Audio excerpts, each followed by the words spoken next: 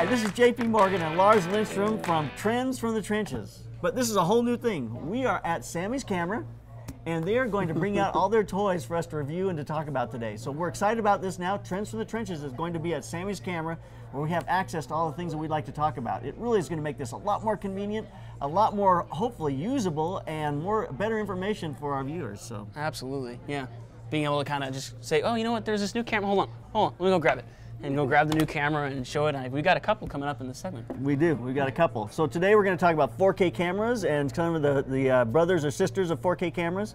And then we're going to look at helicopters. A complete look of, here's a $2,000 or a $1,200, a $5,000, a $15,000 helicopter. We're going to look at all those and what can you get into and what's going to happen in that whole world with regards to regulations. And then we're going to look at what does Ken want to look at today, which is one of the guys here at Samy's that welcome, and let's get started. So what do we have to talk about? You know, just real quickly, the new iPhone was announced, and I know that it's like it's a phone, and who wants to talk about photography with phones? But you've got new lens, new optics, image stabilization, and the new Plus. You can do 240 frames slow motion. They didn't specify in how 240 frames slow motion. Slow motion. In what? I mean, it's not 1080p. It's not 1080p. My guess is 720. But you can do 60 frames at 1080, which is more than Canon is giving us for crying out loud. You know, so like it's better than the Mark III does. It's better than the Mark. It's better than the C100. It's better than the C300. You know, so I mean, who cares? You're getting that. I just think it's amazing that you're packing all this, which kind of tells me that it is just software that these companies are restricting. Software. In fact, well, there's got to be lens. There has to be lens restriction as well, but. I guess. I don't know. To me, it's all about So software. the camera of the future. My iPhone's gone. Where'd your iPhone go? Did you give it to somebody? Hey, that's my iPhone. She has your iPhone. Anyway, the camera of the future is not this one, because this is old, but it's the iPhone. Yeah, I mean, and speaking of software restrictions, the Sony A5, which is, they've said it can do 4K. They've recently announced that somebody came up with a hack for it to do internal 4K recording. And Sony finally kind of had to come out and say, okay, yeah, it can do 4K. Really? Yes, because they hacked it and they said, no, we found out a way, and you can go on and you can follow. It's kind of like what's the name of the Canon one?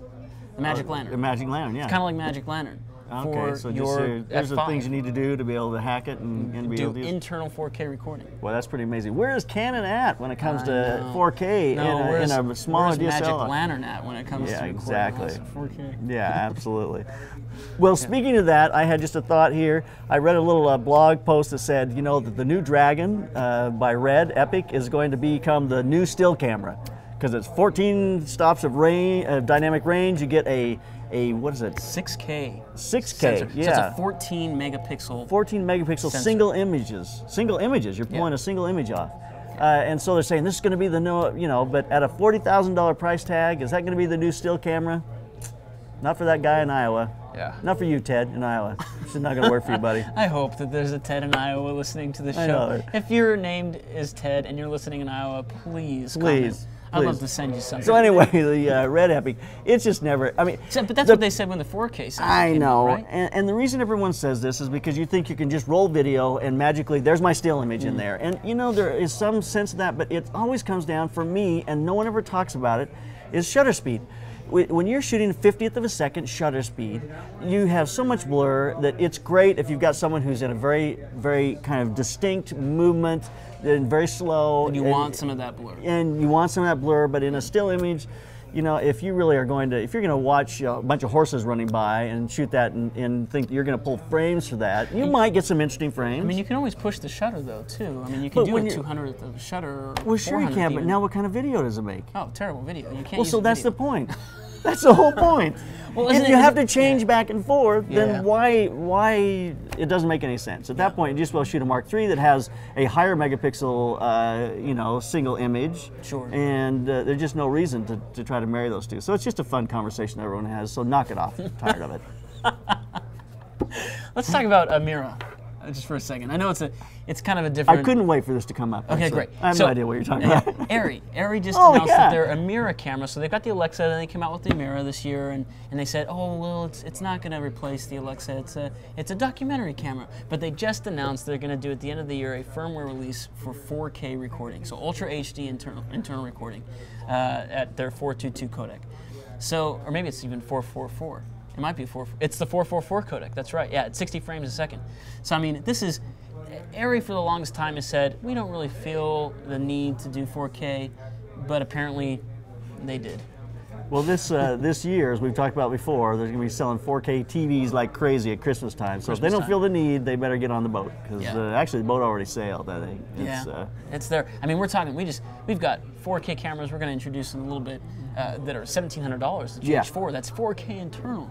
You know, so if your consumer level is moving that way, your pro level's got to be right there with it. Yeah, so. Absolutely. Well, that's what drives it in the end. Yeah, and it just so figures that right when I buy an Alexa, they announce 4K and the Amira only. So. Of course, you can't ever buy anything that isn't going to be outdated the next day.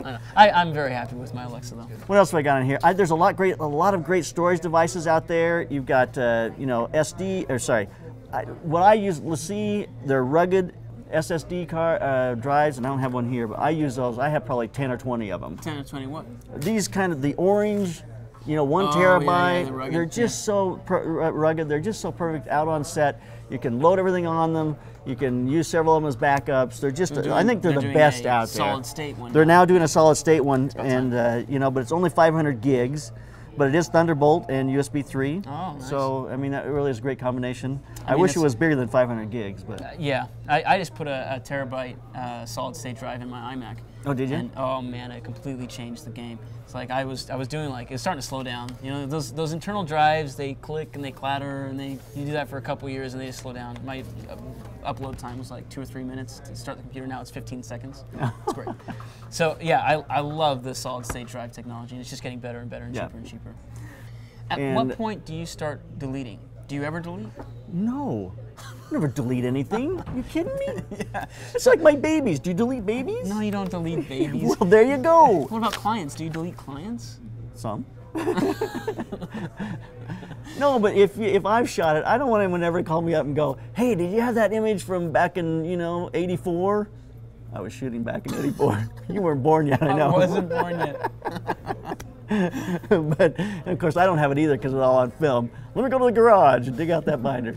Anyway, but I keep everything. It's a disease. It really is. It's a pack rat disease. But I just keep everything. But I'm sure you keep everything because you've had that experience. I have had that experience. They call you up and say, you know, that shoot we did 3 years ago, 5 years ago, we really want to revisit that and doctor up an image or something. More than once, I've had a client call up in a panic saying, you know what, I cannot find the images. Do you have it? And I absolutely, we've got it. You know, and so it's a great service to your clients because I have everything I've ever shot. So, and the process to keep it organized, you know, Kate's not that organized, so we're just trying to work on that all the time. She's adequately organized. Kate's adequately organized. Because she's going to edit this right now, so that will never make it in. And now, because we said that, it's probably going to make it in. Yeah, probably. All right, well, let's get started. We have several segments here, so let's get started, unless there's anything else. Let's keep those cameras rolling and keep on clicking. Let's do it. All right, for this next segment, we're going to call this What Does Ken Want to Talk About? We don't even care what Ken wants to talk about, but Ken has to talk about it, and so here it is. So these are the two products that Ken brought out. Can't possibly be our introduction for this. It is. Okay, great. So, Ken, tell us about this guy right here. This is actually called the photogenic ion. And the ion is actually a pure sine wave battery inverter. So it's basically a portable battery that you can plug any AC device into it. So explain pure sine wave, just so everyone understands what that means. Pure sine wave is clean energy. So basically, as you're running a computer, it's green energy. It's a green battery. Green battery. It's clean. So the problem we have in California, obviously, is we have the best energy possible, don't we? We have pure, great electrical problems around here. Yeah, no, it's horrible. I've seen computers fried out. I've seen home theater systems get all janky with whatever it might be, but that's because of the power itself that's going into them. So now what Photogenic did was they've created this battery to actually give us a clean battery power, so you can actually run your audio electrical equipment on it, you could run lights on it. This was really designed for a strobe system, but it's got a lot of other purposes to it. Well, you can run you said you can charge your phone on it, you can run charge your your laptop phone on it. It's got a USB connection on it, so you can even run your iPad off of this if you wanted to. You can charge up your phone if you're in the middle of nowhere. It does have an AC plug, so you can plug your computer into this thing. So what's the power draw from this? How many amps can you pull? This is like about 8.4 amps, if I remember, for it. So it's got some pretty good juice for it.